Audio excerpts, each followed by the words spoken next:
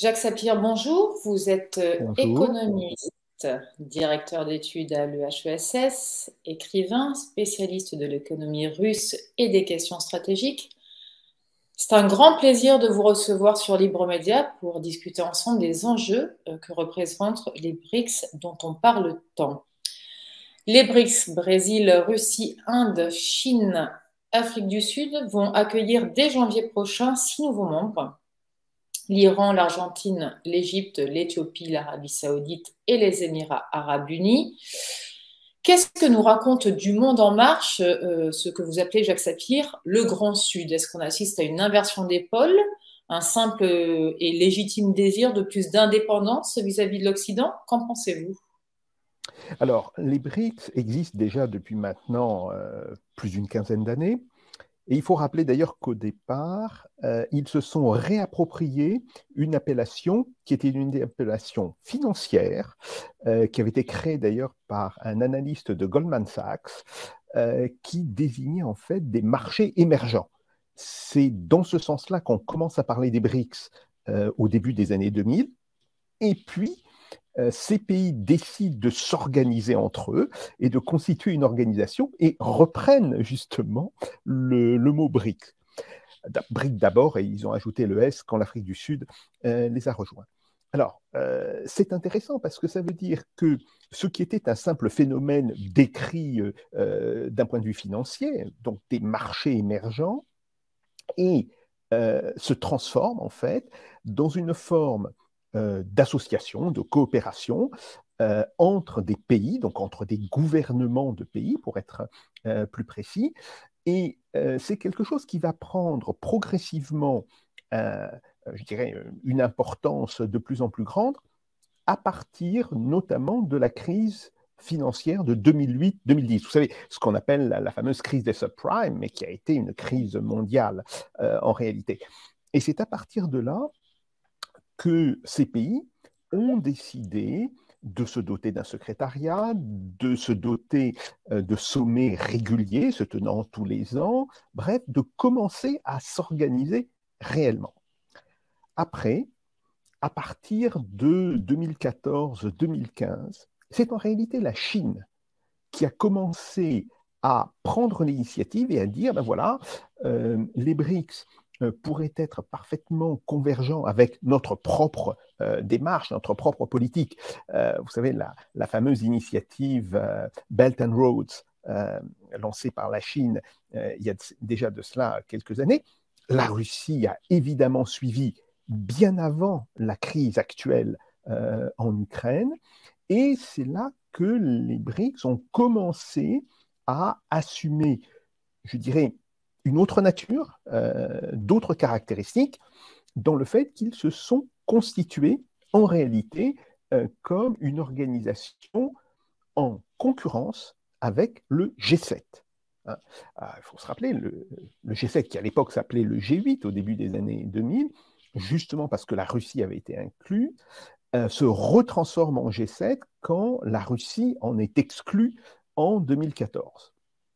Et face à cela, cette association de pays, alors, qui sont des pays à la fois semblables et différents, hein, puisqu'on a dedans deux puissances qui sont réellement émergentes, et pour l'une d'entre elles déjà émergée, hein, la Chine et l'Inde après, on a deux pays qui cherchent à se développer et qui commencent à arriver à des niveaux de développement tout à fait importants comme le Brésil et l'Afrique du Sud. Et puis on a un ancien pays développé qui avait connu une éclipse dans les années 90 du fait de la transition et qui redémarre à partir du début des années 2000, c'est la Russie.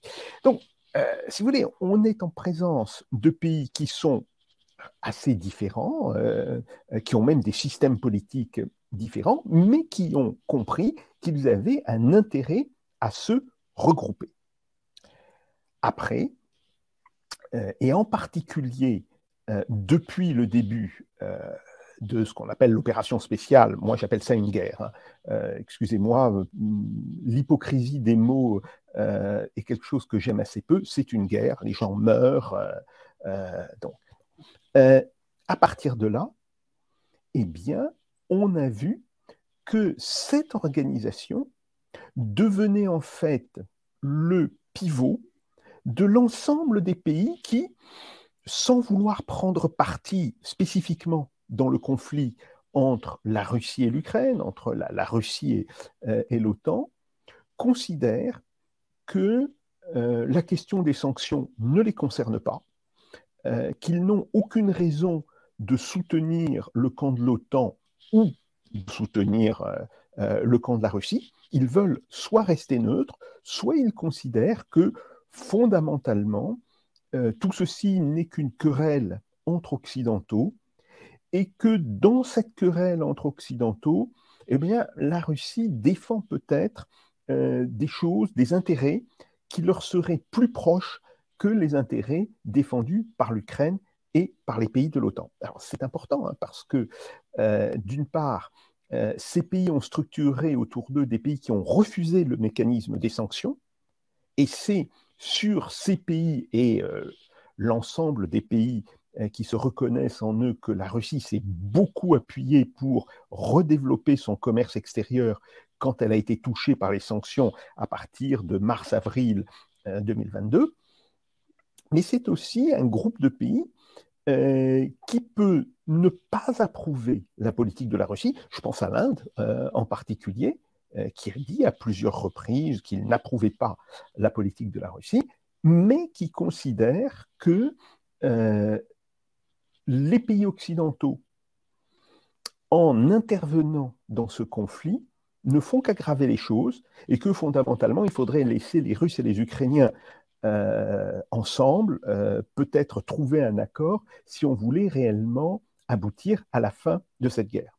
Donc c'est quelque chose finalement d'assez important. Et on a vu cette importance se développer depuis une quinzaine de mois par le nombre de pays qui ont demandé leur adhésion. Alors, on sait qu'il y en a 23, que sur ces 23, il n'y en a que 6 qui ont été retenus dans un premier temps, parce qu'il ne faut pas oublier qu'il y aura d'autres sommets des BRICS. On a eu ce sommet à Johannesburg cette année. L'année prochaine, le sommet se tiendra à Kazan, en Russie. Donc, il est très probable qu'il y aura d'autres adhésions. Mais ce qui est intéressant, c'est de voir effectivement la logique de ces adhésions. Et dans cette logique, il y a deux choses qui apparaissent de manière tout à fait évidente. La première, c'est une forme de réorganisation du Moyen-Orient et globalement des marchés pétroliers. Et là, évidemment, l'adhésion de l'Iran, de l'Arabie saoudite, des Émirats arabes unis, c'est quelque chose qui pèse lourd. Hein, pèse lourd en termes de production, ça pèse encore plus lourd en termes d'exportation de pétrole. Hein. En fait, ce n'est pas 80% de la production du pétrole. Les États-Unis sont un très gros producteur, hein, la Norvège aussi est un très gros producteur, mais c'est pratiquement 75% des exportations du pétrole. Autrement dit, ça pèse extrêmement lourd sur le marché des produits pétroliers. Et puis, deuxièmement, l'intervention de la Chine, qui a réussi un coup de maître en réconciliant l'Arabie saoudite et l'Iran, et donc potentiellement en se préparant à mettre fin à l'atroce conflit qui ravage le Yémen depuis plusieurs années, mais aussi, et ça on l'a peut-être moins remarqué, au travers de l'adhésion de l'Éthiopie. Beaucoup de gens se sont dit, mais pourquoi l'Éthiopie? Qu'est-ce que l'Éthiopie vient faire dans cette histoire-là? Il faut savoir que l'Éthiopie, c'est d'abord, en termes de population, le deuxième pays d'Afrique. C'est assez important. C'est un pays qui est majoritairement chrétien, un pays laïque. Hein.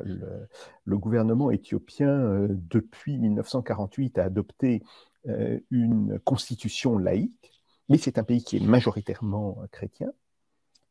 Et puis, c'est un pays qui est extrêmement important pour la Chine parce qu'il représente l'un de ses points d'appui en Afrique et qu'il est évidemment, je dirais, l'arrière-cour de la République des Afar et des Issa, de Djibouti, hein, de la République de Djibouti, où la Chine est en train de développer une importante base militaire. Donc, on voit que dans le sommet qui a eu lieu ces derniers jours, on retrouve à la fois les intérêts de la Russie, qui sont très clairement servis, les intérêts de la Chine, et alors on peut se poser la question de savoir, et les autres pays, qu'est-ce qu'ils ont eu à y gagner? Eh bien, c'est extrêmement important parce qu'on voit bien que le Brésil voit aussi dans les BRICS une manière de développer un commerce intra-BRICS, donc au sein des pays en développement ou qui se sont déjà un petit peu développés, et si possible un commerce qui ne passerait pas par le dollar. Et puis l'Inde, qui se sert des BRICS, en fait, pour, je dirais, asseoir sa position de pays réellement non alignés. On peut dire que l'Inde est le pays le plus favorable aux BRICS parmi les pays occidentaux et le pays le plus favorable aux pays occidentaux parmi les BRICS. C'est une position un petit peu ambiguë, mais qui, dans les faits, satisfait tout le monde.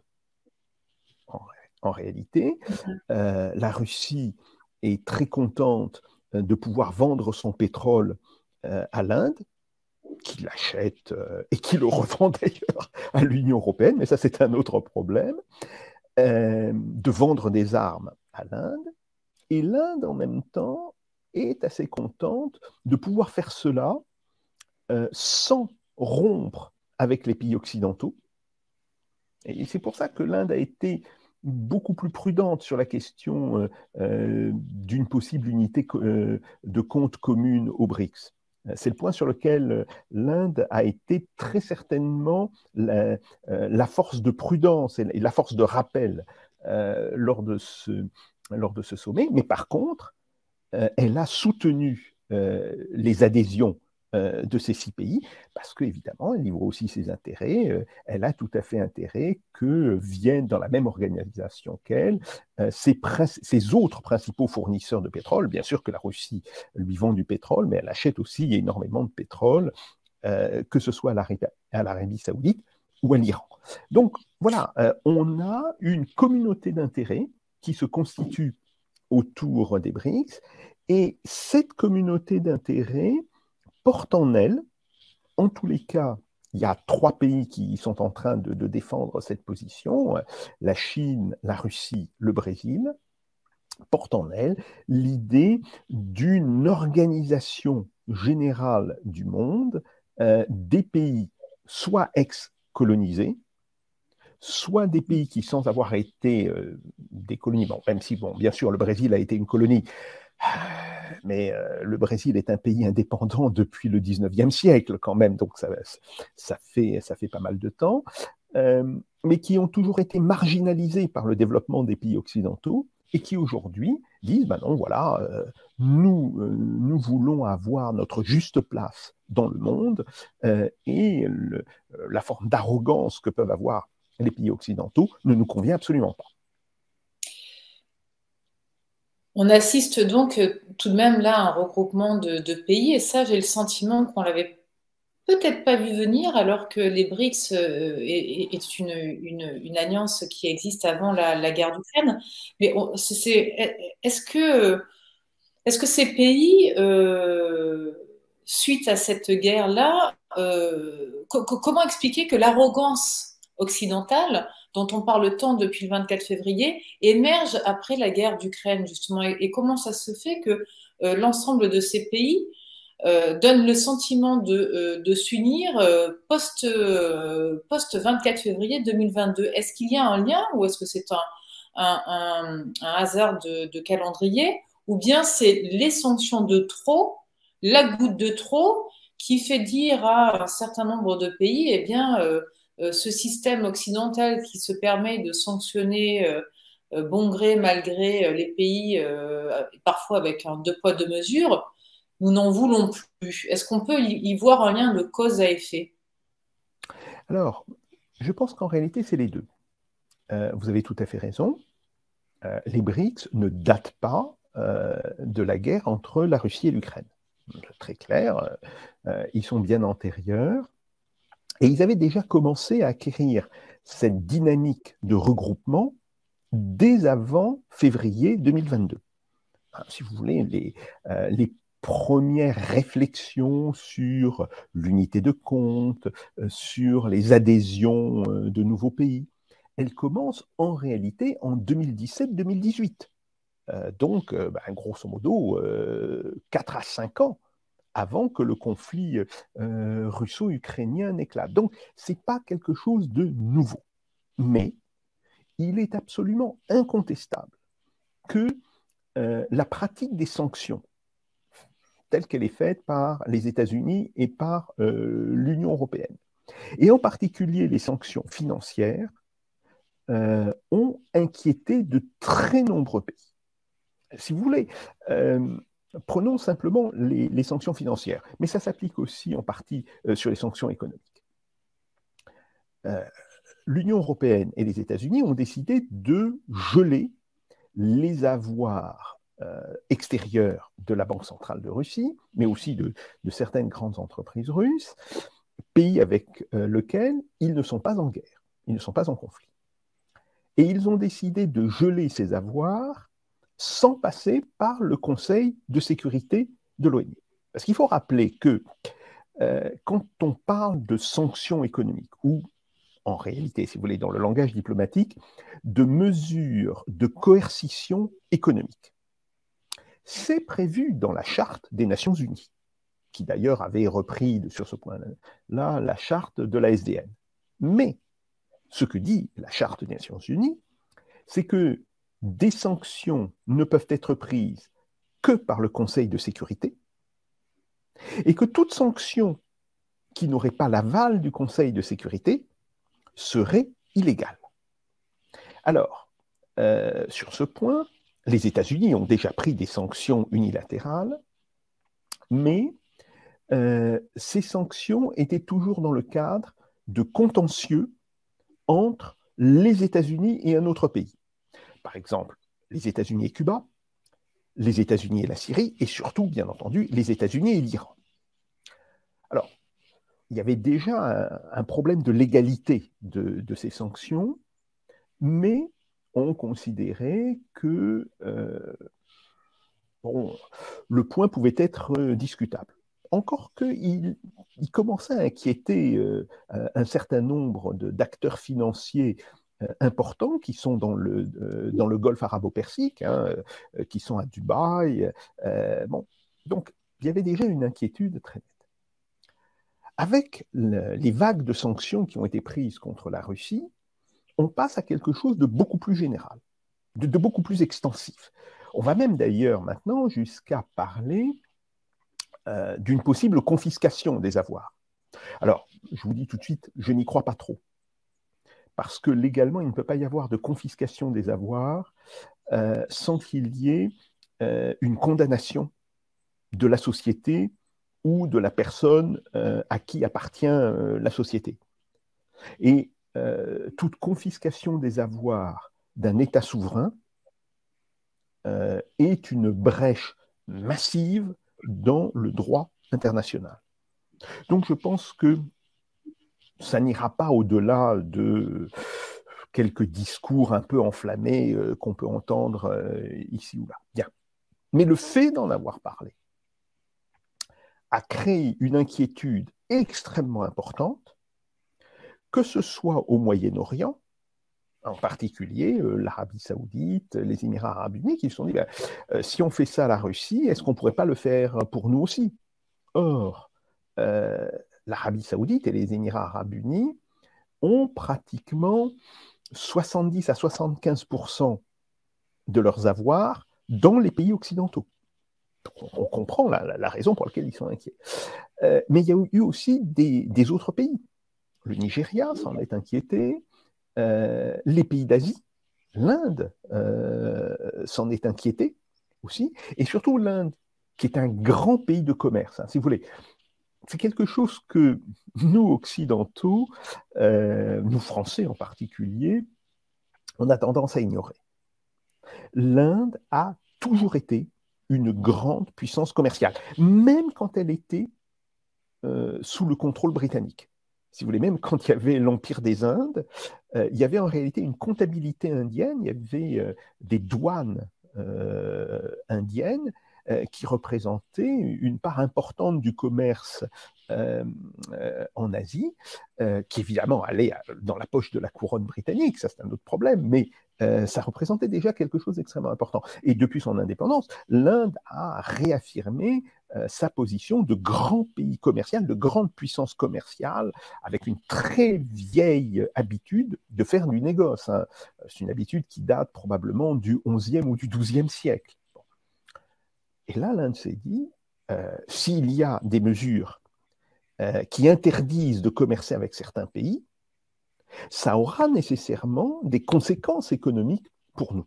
Et c'est quelque chose que les Indiens refusent de manière importante. Donc, pour résumer, la dynamique des BRICS ne date pas de la guerre, ne date pas de fin février 2022, elle avait commencé avant, et je pense qu'on peut dater, si vous voulez, l'accélération de cette dynamique, en tous les cas le tournant vers une forme plus réelle d'organisation avec la nouvelle banque de développement, ce qu'on appelle la banque des BRICS, etc., depuis 2015-2017, ça c'est une première chose, et on a vu d'ailleurs que toute une série de négociations menées par les BRICS commençaient à se développer à partir de 2019-2020, mais c'est très clair que la guerre et le comportement des pays occidentaux ont à la fois accéléré ce mécanisme de regroupement autour des BRICS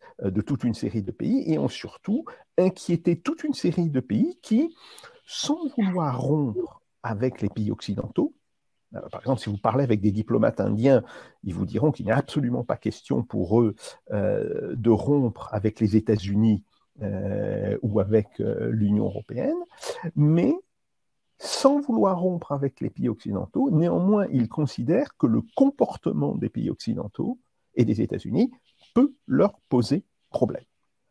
Donc, de ce point de vue-là, ils tendent à se rapprocher des BRICS. Et c'est un point intéressant, c'est le fait que les BRICS ont réussi à attirer à eux, en tous les cas, les pays qui, comme la Russie et la Chine, défendent en réalité le projet de constituer les BRICS en contre G7, en contre-organisation occidentale du monde.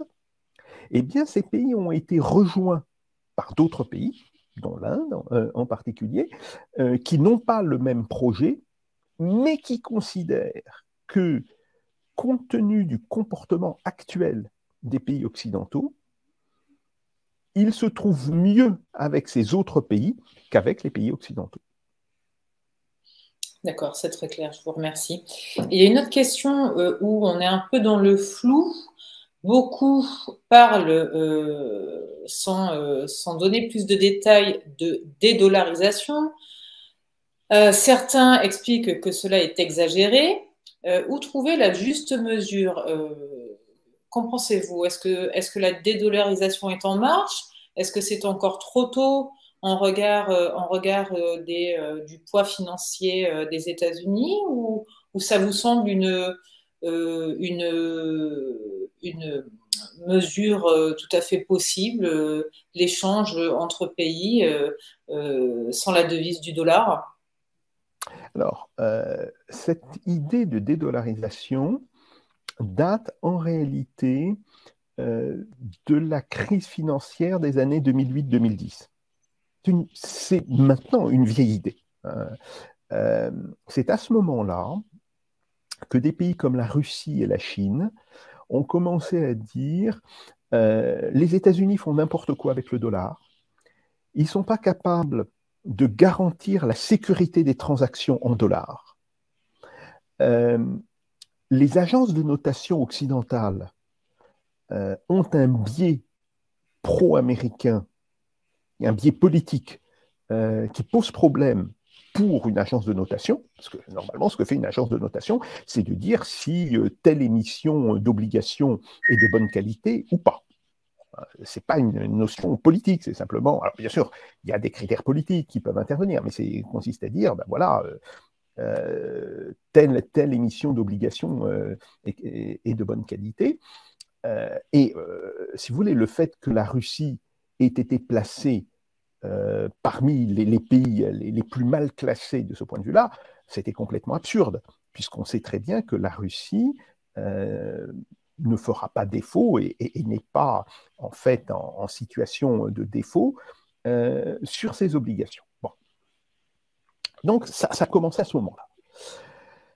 Après, à partir de 2014-2015, quand d'ailleurs, pour la première fois, a été évoquée la possibilité d'une exclusion de la Russie du système SWIFT.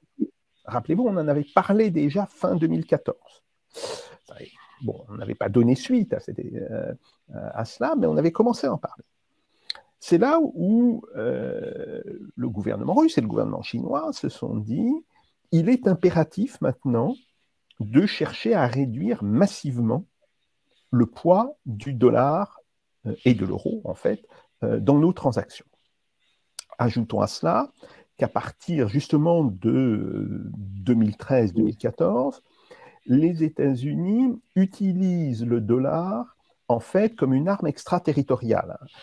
C'est le cas des sanctions contre l'Iran, où la législation américaine permet aux États-Unis de pénaliser des entreprises qui ne sont pas des entreprises américaines, qui ne sont pas des entreprises situées même sur le territoire américain, mais tout simplement parce qu'elles utilisent le dollar pour commercer avec un pays sous sanction, l'Iran, dans le cas de figure. Mais il y a aussi Cuba. Il y a eu aussi un problème avec Cuba. Et donc, évidemment, les dirigeants chinois et les dirigeants russes ont dit bon, voilà, c'est pas acceptable.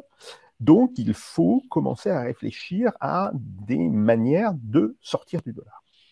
Alors, si on regarde maintenant les chiffres monétaires internationaux, il y a un point qui est très intéressant. Depuis, grosso modo, 2014-2015, la part du dollar diminue dans ce qu'on appelle les réserves des banques internationales, enfin des banques centrales internationales.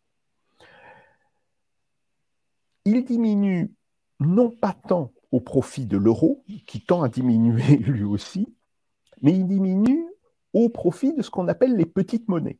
C'est quoi les petites monnaies? C'est la livre sterling, le franc suisse, un petit peu le yuan, mais comme il reste inconvertible, ou disons partiellement convertible seulement, il ne se développe pas énormément comme monnaie de réserve, le dollar canadien, le dollar singapourien, le yen japonais, etc.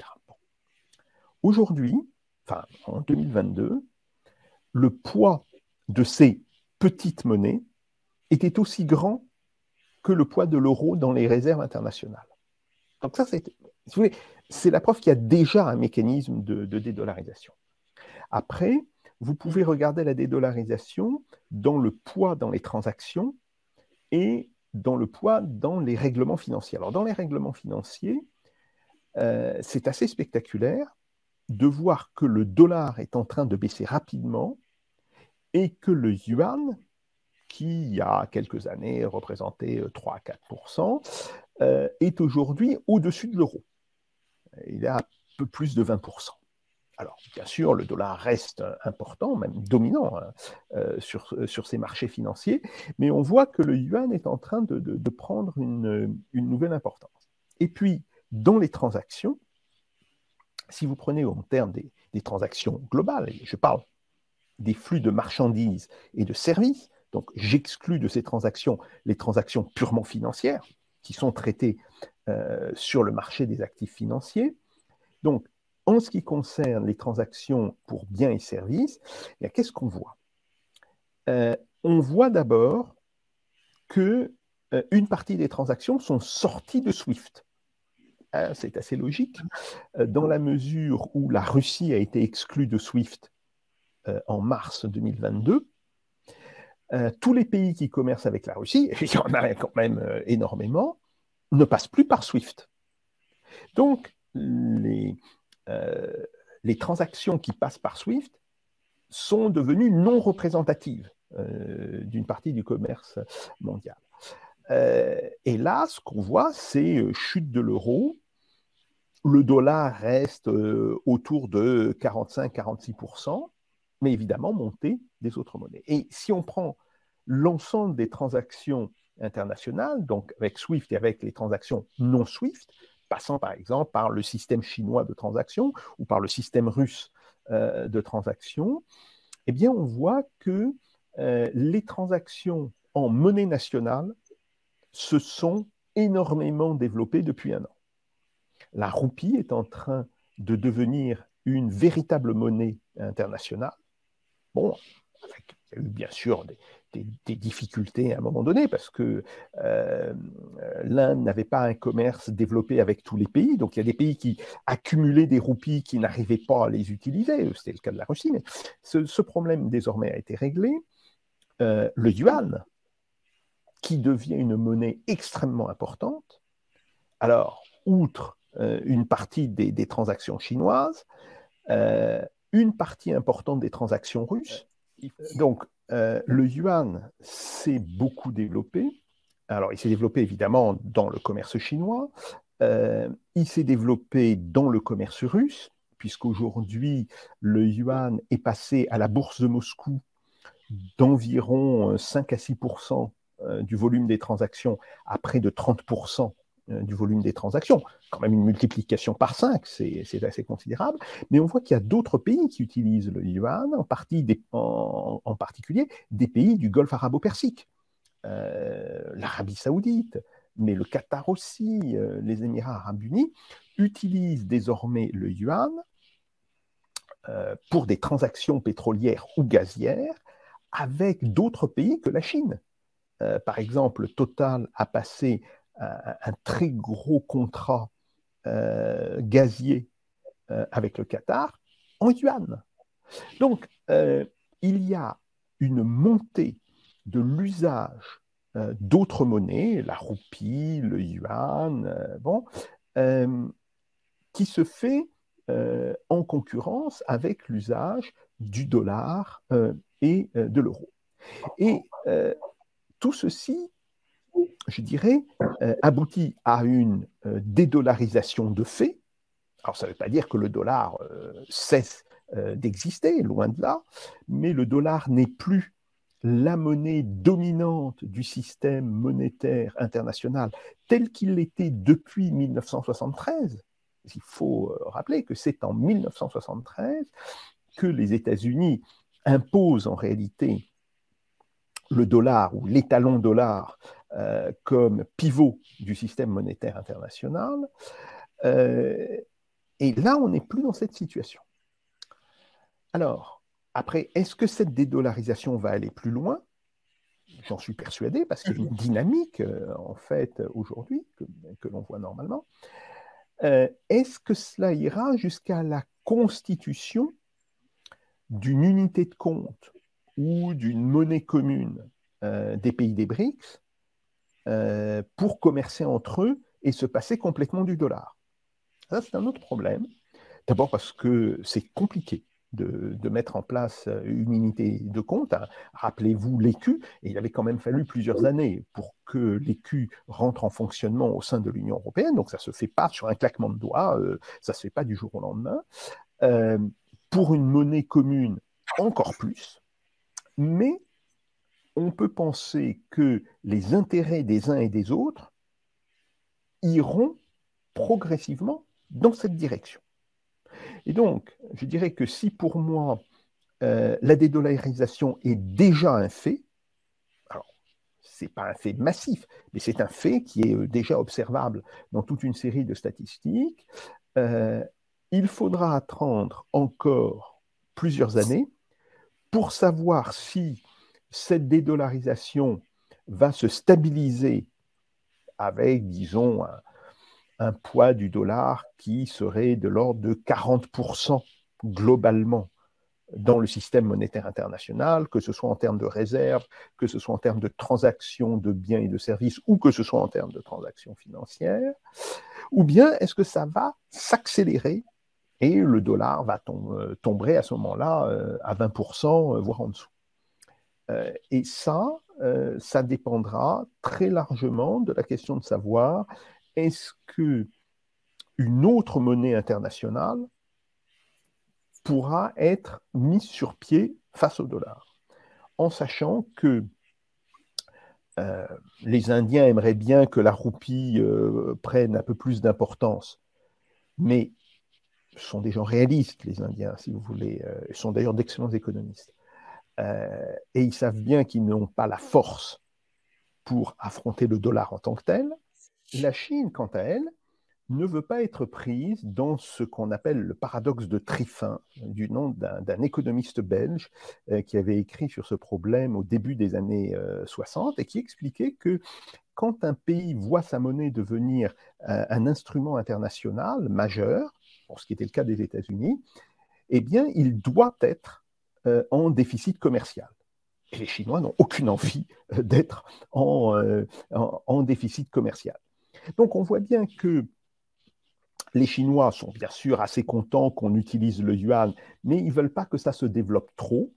Les Indiens souhaiteraient que le rôle international de la roupie se développe, mais ils ne se font pas trop d'illusions non plus sur leur capacité à imposer cela. Et donc, à un moment donné, tous ces pays se diront, ben voilà, une monnaie internationale ou une monnaie commune ou un instrument de compte international, eh bien, ça réglerait un certain nombre de nos problèmes. Et évidemment, la Russie, le Brésil n'attendent que ça, et au-delà, toute une série d'autres pays n'attendent que cela. Alors, si ça se met en place, et quand ça se mettra en place, le phénomène de dédollarisation pourrait prendre une autre tournure que celui qu'il a actuellement. Pour l'instant, on est en train d'assister à une érosion du rôle international du dollar, c'est absolument incontestable, mais ce n'est pas plus qu'une érosion. Par contre, si on a la mise en place d'un instrument alternatif monétaire international, eh bien là, effectivement, on pourrait aboutir à une dédollarisation beaucoup plus brutale, beaucoup plus violente, qui ramènerait le dollar à grosso modo 20 ou 25% du commerce international et de son poids dans les réserves internationales. On parle souvent de monde multipolaire. Est-ce que vous avez le sentiment que cet élargissement participe à un nouvel état du monde qui est en train de se construire sous nos yeux? Et si c'est le cas, quel est-il? Oui, certainement. Certainement. D'ailleurs, c'est ce que disent l'ensemble des pays qui participent aux BRICS et qui sont très soucieux du maintien et de la défense de leur souveraineté nationale.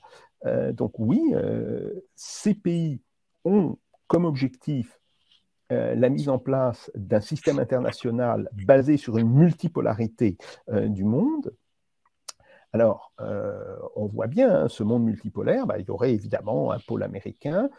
Alors, que ce pôle américain soit avec un pôle européen ou qu'un pôle européen existe de manière distincte du pôle américain, ça reste une question ouverte, même si j'ai pas, je dirais, pas trop confiance dans la capacité des Européens à s'autonomiser. Il y aurait un pôle chinois, il y aurait un pôle indien, il y aurait un pôle russe, et il y aurait peut-être un pôle argentino-brésilien ou brasilo-argentin qui représenterait l'Amérique latine. Donc oui, effectivement, nous pouvons avoir ce type de pôle, plus potentiellement un pôle ou une forme d'embryon de pôle autour des pays du Moyen-Orient et qui pourrait fonctionner effectivement si on allait plus loin que, je dirais, un accord de fin des hostilités entre l'Iran et l'Arabie saoudite, et si ces pays étaient capables de trouver des intérêts communs, et je pense qu'ils ont en fait des intérêts communs hors de la zone, dans la zone certainement, mais en réalité même hors de la zone. Alors ça, c'est une possibilité. Mais il y a une autre possibilité, et je pense qu'il faut en être très conscient, c'est que la logique actuelle aboutisse non pas à un monde multipolaire, mais à la reconstitution de deux blocs antagoniques, sur le modèle d'une guerre froide 2.0. À ce moment-là, je pense que les BRICS éclateront.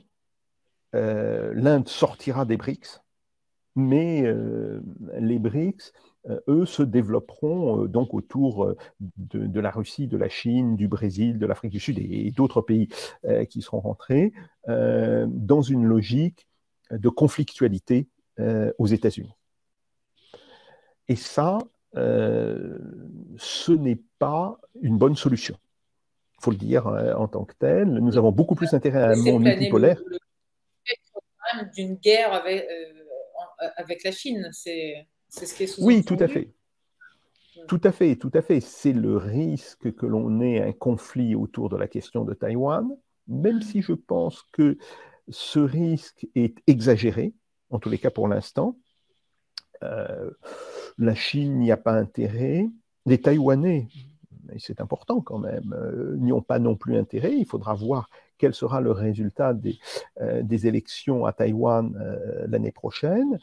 Bon, bref, ce n'est pas l'hypothèse la plus probable, mais ça reste une possibilité et je pense qu'il faut en avoir conscience.